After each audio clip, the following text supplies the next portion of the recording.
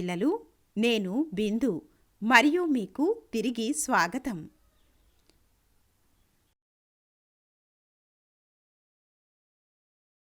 మనం ప్రతిరోజు పక్షులు, గంటలు, యంత్రాలు, వాహనాలు, టెలివిజన్, రేడియో మొదలైన వివిధ మూలాల నుండి శబ్దాలను వింటాము. దూరం నుండి ఉత్పత్తి చేయబడిన శబ్దాలను వినడానికి మన చెవులు మనకు సహాయపడతాయి. అభ్యాస ఫలితాలు. ఈ పాఠం ముగింపులో విద్యార్థులు అర్థం చేసుకోగలరు: సౌండ్ పరిచయం, ధ్వని ప్రచారం,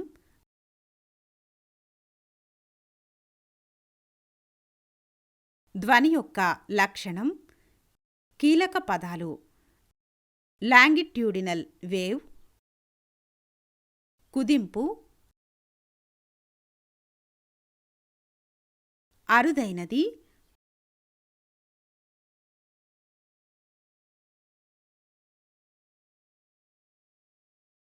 తరంగదైర్ఘ్యం, వ్యాప్తి, తరచుదనం.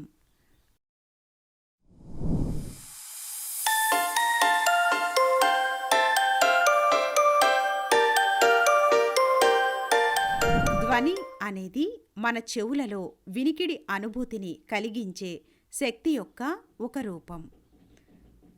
దూరం నుండి ఉత్పత్తి చేయబడిన శబ్దం గాలి ద్వారా ప్రయాణిస్తుంది మరియు మన చెవులలో వినికిడి అనుభూతిని ఉత్పత్తి చేయడానికి మన చెవులకు చేరుకుంటుంది. కొన్ని శబ్దాలు వినడానికి ఆహ్లాదకరంగా ఉంటాయి మరియు కొన్ని కాదు. కానీ అన్ని శబ్దాలు పదార్థాల ప్రకంపనల ద్వారా ఉత్పత్తి అవుతాయి. ఈ కంపనాలు ఒక మాధ్యమంలో ఆటంకాలుగా ప్రయాణిస్తాయి మరియు ధ్వనిగా మన చెవులకు చేరతాయి. ధ్వని నాణ్యత కూడా ఒకదానికొకటి భిన్నంగా ఉంటుంది, ఎందుకంటే ధ్వని అనేక లక్షణాలను కలిగి ఉంటుంది. ధ్వని ఒక మాధ్యమం ద్వారా వినేవారి చెవికి జనరేషన్ పాయింట్ నుండి కదులుతుంది. ఒక వస్తువు కంపించినప్పుడు అది చుట్టూ ఉన్న మాధ్యమంలోని కణాలను కంపించేలా సెట్ చేస్తుంది. అయితే కంపించే కణాలు కంపించే వస్తువు నుండి చెవికి ప్రయాణించవు. కంపించే వస్తువుతో సంబంధం ఉన్న మాధ్యమం యొక్క కణం దాని సమతౌల్య స్థానం నుండి స్థానభ్రంశం చెందుతుంది. ఇది ప్రక్కనే ఉన్న కణంపై శక్తిని ప్రయోగిస్తుంది. దీని ఫలితంగా పక్కనే ఉన్న కణం దాని విశ్రాంతి స్థానం నుండి స్థానభ్రంశం చెందుతుంది. ప్రక్కనే ఉన్న కణాన్ని స్థానభ్రంశం చేసిన తరువాత మొదటి కణం దాని అసలు స్థానానికి తిరిగి వస్తుంది. ధ్వని మన చెవులకు చేరే వరకు ఈ ప్రక్రియ మాధ్యమంలో కొనసాగుతుంది. ధ్వని యొక్క మూలం ద్వారా సృష్టించబడిన భంగం మాత్రమే మాధ్యమం ద్వారా ప్రయాణిస్తుంది, మాధ్యమంలోని కణాలు కాదు. మాధ్యమంలోని అన్ని కణాలు కంపనం అని పిలువబడే చిన్న అటూ ఇటూ కదలికతో తమను తాము పరిమితం చేసుకుంటాయి. ఇది అంతరాయాన్ని ముందుకు తీసుకువెళ్ళడానికి వీలు కల్పిస్తుంది. ఒక మాధ్యమంలో ముందుకు సాగే ఈ భంగం వేవ్ అంటారు.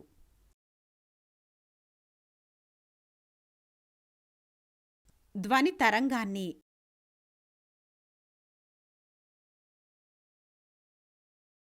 వ్యాప్తి, ఫ్రీక్వెన్సీ, కాల వ్యవధి, తరంగదైర్ఘ్యం మరియు వేగం అనే 5 లక్షణాల ద్వారా పూర్తిగా వర్ణించవచ్చు. మాధ్యమంలోని కణాల గరిష్ట స్థానభ్రంశం వాటి అసలు కలవరపడని స్థానాల నుండి ఒక తరంగం మాధ్యమం గుండా వెళుతున్నప్పుడు తరంగ వ్యాప్తి అంటారు. కణం యొక్క కంపనం పెద్ద వ్యాప్తిని కలిగి ఉంటే ధ్వని బిగ్గరుగా ఉంటుంది, మరియు కంపనం చిన్న వ్యాప్తిని కలిగి ఉంటే ధ్వని మృదువుగా ఉంటుంది. వ్యాప్తి ఏగా సూచించబడుతుంది. దీని SI unit 1 metre. Frequency U 1 సెకన్లో ఉత్పత్తి చేయబడిన కంపనాల సంఖ్య పూర్తి తరంగాలు లేదా చక్రాలు వేవ్ యొక్క ఫ్రీక్వెన్సీ అంటారు.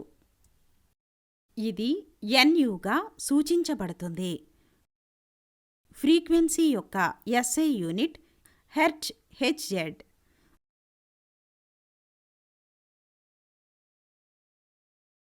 ఒక పూర్తి కంపనాన్ని వేవ్ లేదా సైకిల్ ఉత్పత్తి చేయడానికి అవసరమైన సమయాన్ని తరంగ కాల వ్యవధి అంటారు.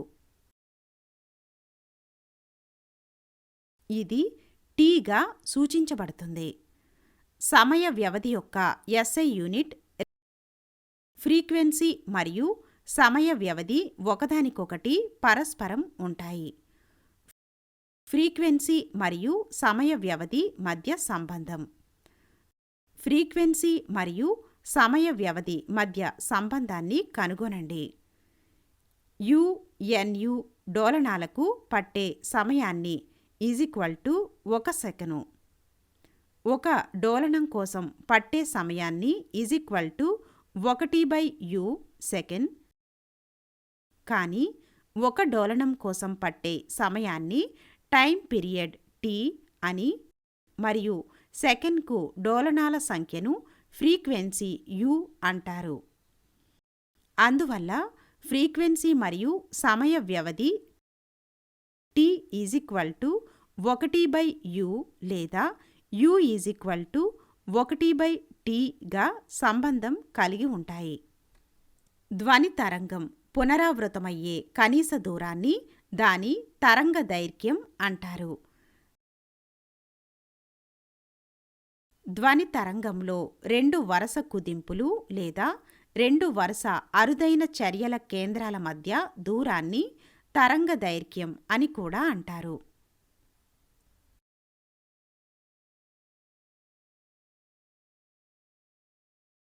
తరంగ దైర్ఘ్యం సాధారణంగా గ్రీకు అక్షరం లాంబ్డాగా సూచించబడుతుంది.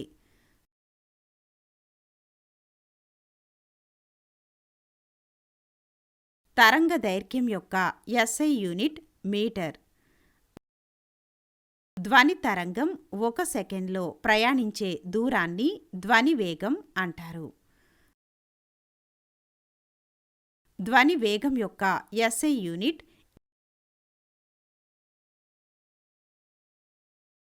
సోనిక్ బూమ్ అంటే ఏమిటో తెలుసా?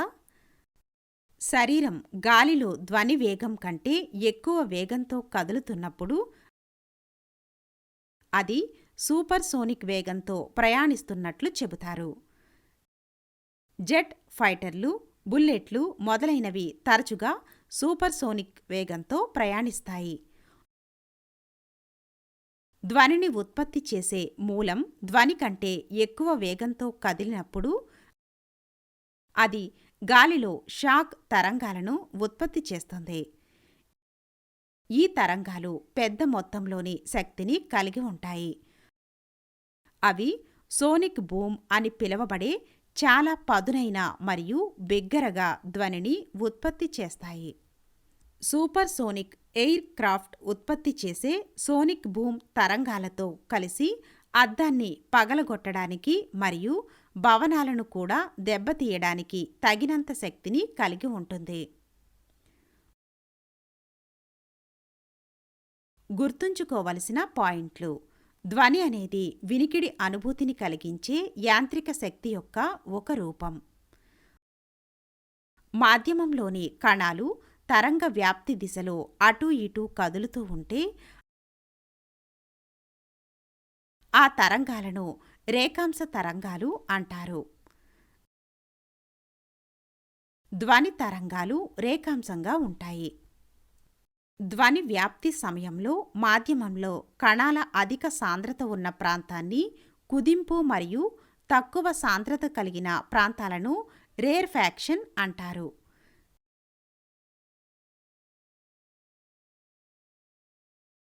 రెండు వరుస కుదింపులు లేదా అరుదైన చర్యల మధ్య దూరాన్ని తరంగదైర్ఘ్యం అంటారు.